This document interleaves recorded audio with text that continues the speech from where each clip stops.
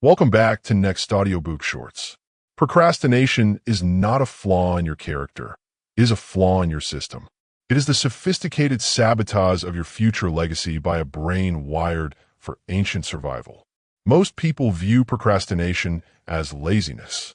The elite view it as emotional dysregulation. Today, we are decoding the ultimate manual for human execution. Stop Procrastinating by Nils Salzgeber. This is not a lecture on trying harder. This is a masterclass in behavioral engineering. If you're living in the gap between who you are and who you know you could be, your primary enemy is resistance. It is time to dismantle that resistance. It is time for absolute execution. Chapter 1. The Neurobiology of the Internal Conflict. To master your behavior, you must first understand your hardware. Procrastination is a civil war between two distinct regions of a human brain, the prefrontal cortex and the limbic system. The prefrontal cortex is your executive commander.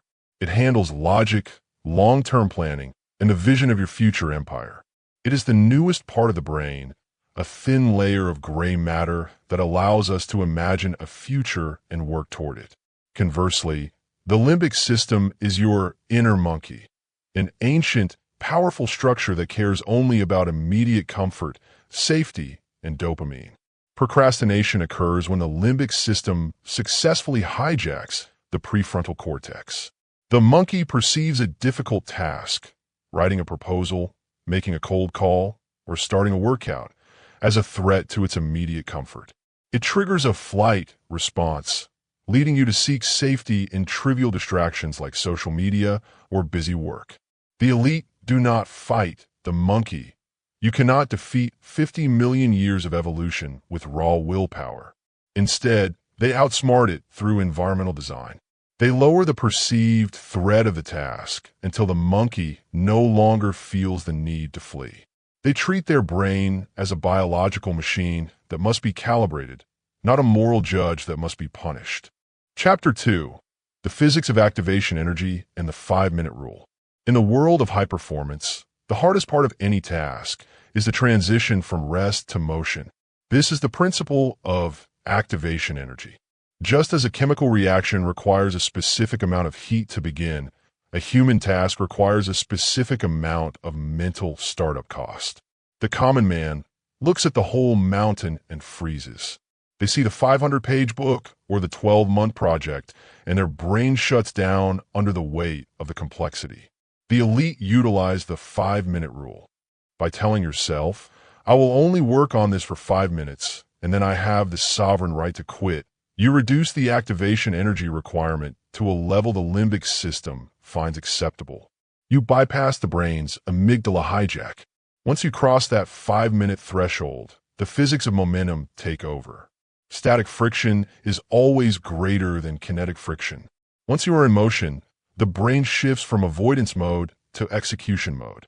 The elite know that the secret to a 4-hour work session is simply surviving the first 300 seconds. You are not starting a project. You are starting a 5-minute experiment. Chapter 3. The Zeigarnik Effect and the Closure of Open Loops. The human brain is biologically uncomfortable with incompleteness. This is known as the Zeigarnik Effect. When a task is started but not finished, it creates an open loop in your subconscious, generating a subtle mental tension that demands closure. The elite use this to their advantage. They understand that the best way to ensure they finish a project is to simply infect their brain with an open loop. By writing just one sentence or making one phone call, you create a psychological itch that can only be scratched by completion. Procrastination is the act of keeping loops closed by never opening them. Excellence is the art of opening the right loops early in the day. This is why the elite start before they are ready. They want the Zeigarnik Effect to work for them in the background of their mind throughout the day. If you are stuck, do the smallest, messiest version of the first step. Your brain will not let you rest until it's fixed. Chapter 4. Implementation Intentions and Binary Planning. Vague goals are the breeding ground for procrastination. I'll work on my project tomorrow is a death sentence for productivity because it requires the brain to make a decision when the time comes. Decisions consume glucose. They consume willpower.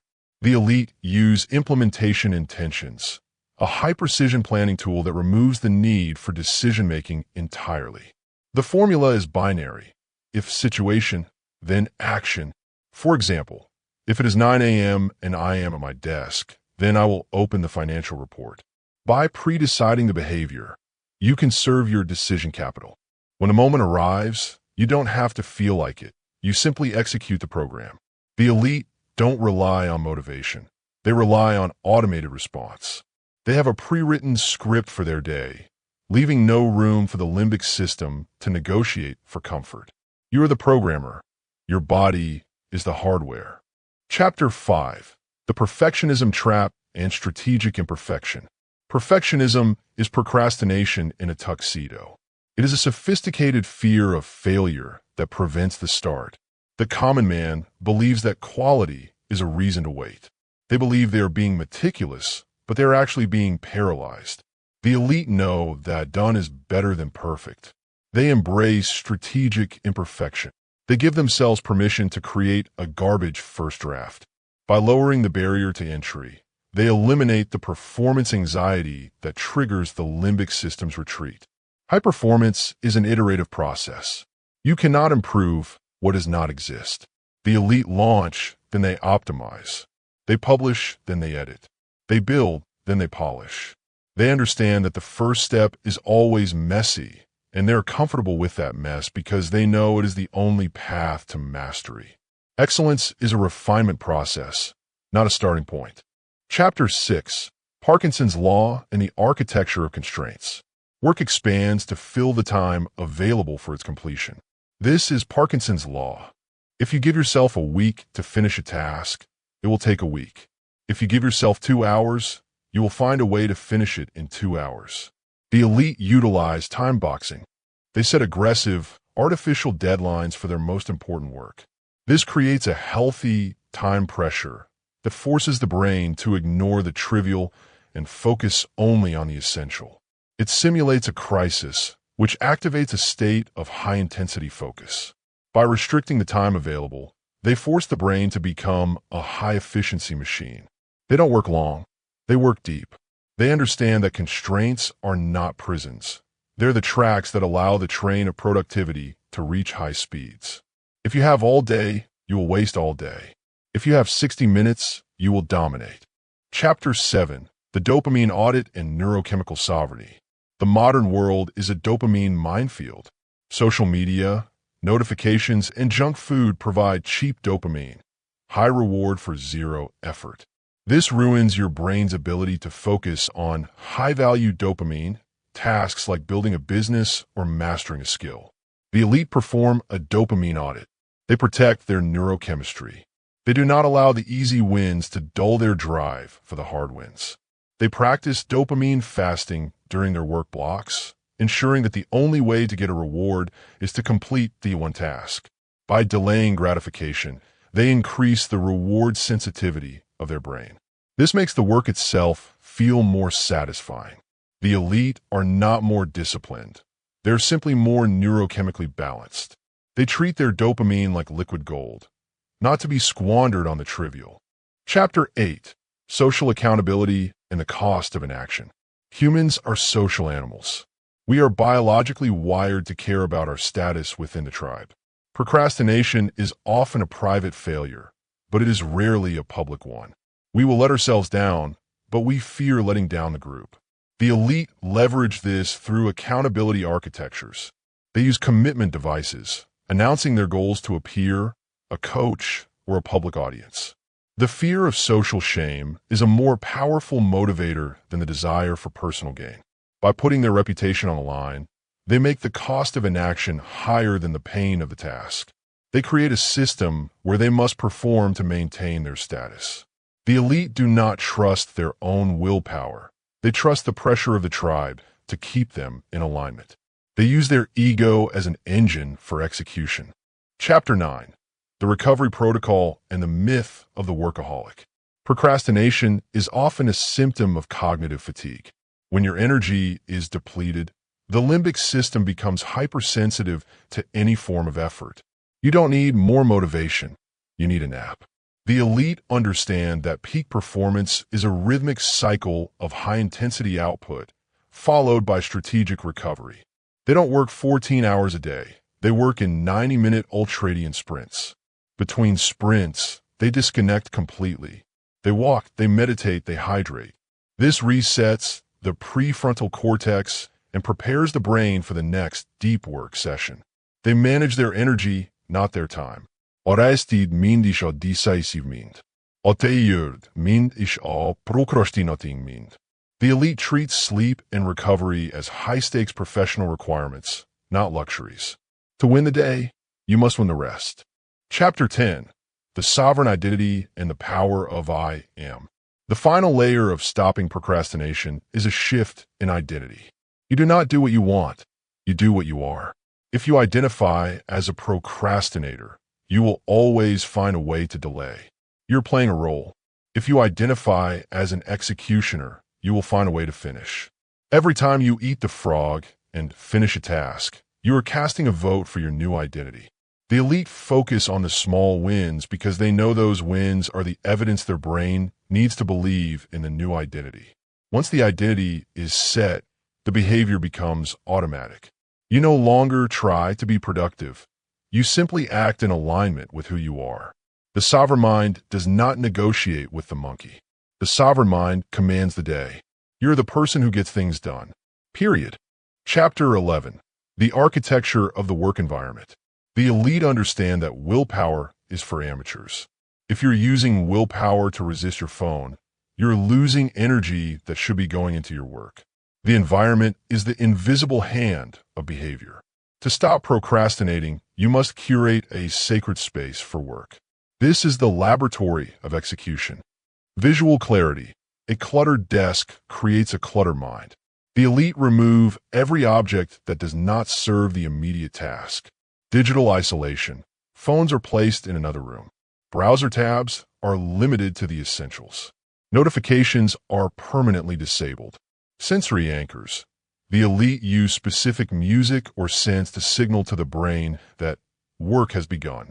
By designing your environment to make the right behavior the only behavior, you eliminate the friction of starting. You don't choose to work.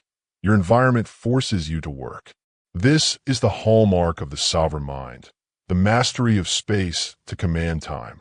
Chapter 12. The 2-minute rule and the master of starts. Complexity is the oxygen of procrastination. When a task feels big, the brain retreats. The elite combat this with the 2-minute rule. If a task can be started in less than 2 minutes, it must be done immediately. The point is not to finish. The point is to master the start. You are training your brain to be an immediate reactor. By starting the 2-minute version of a 2-hour task, opening the document, putting on the running shoes, you break the seal of inertia. Most people wait for clarity before they start. The elite know that clarity comes from action. You don't think your way into a new way of acting. You act your way into a new way of thinking. The master of the start becomes the master of the finish. If you can win the first 120 seconds of any challenge, the rest of the hours belong to you. Chapter 13. The Law of Diminishing Intent. The longer you wait to do something you know you should do, the greater the likelihood that you will never do it. This is the law of diminishing intent. Motivation has a half-life. The elite act with sovereign urgency.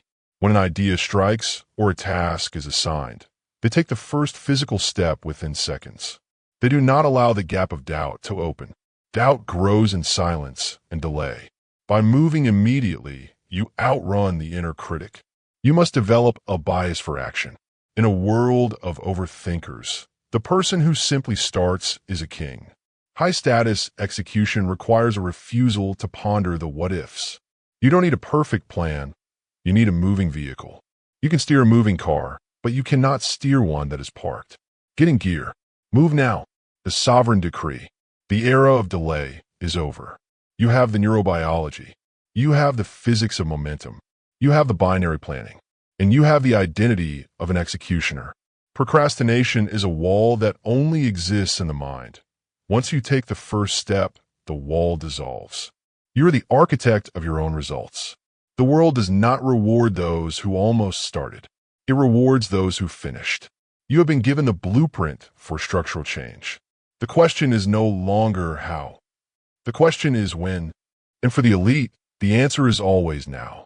Thank you for experiencing this exhaustive masterclass on Stop Procrastinating here at NextaudiobookShorts. If you have the character to implement these systems, your success is a mathematical certainty. Ensure you are subscribed to the archive. We provide the high-density wisdom required for an elite life. Go now. Your first 5 minutes start the moment this audio ends. Comment below execution to signal your entry into the circle of power. Stay active, stay sovereign, stay elite.